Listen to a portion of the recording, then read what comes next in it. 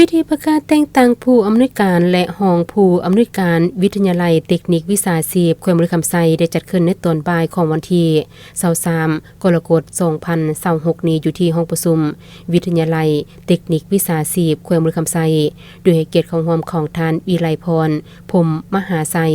หัวหน้ากรมอาชีวะท่านคำเพชรไซปัญญาห้องหัวหน้าแผนกศึกษาธิการและกีฬาแขวงมีบรรดาแขกที่ถูกเชิญจากกรมแผนกการออมข้างแขวงและต่างหน้า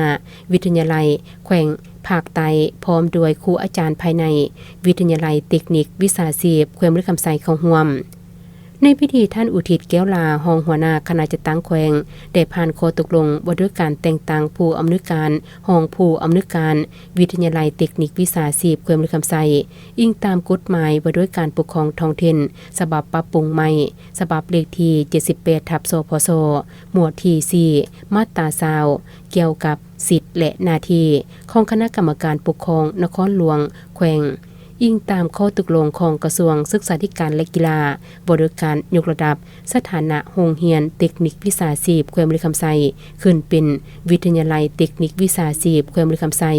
อิงตามหนังสือเสนอของคณะจัดตั้งแขวงประธานคณะกรรมการปกครองแขวงตกลงเห็นดีแต่งตั้งท่านคำแวนปัญญานุวงศ์เป็นผู้อำนวยการวิทยาลัยเทคนิควิชาชีพแขวงบริคำไซเห็นดีแต่งตั้งท่านคำแก้วที่พาลักษ์และท่านคำเหล็กวงพระจันทร์เป็นห้องผู้อำนวยการวิทยาลัยเทคนิควิชาชีพแขวงบริคำไซ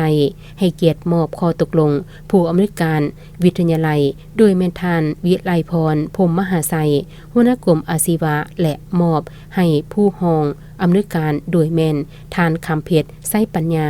ห้องหัวหน้าแผนกศึกษาธิการและกีฬาแขวง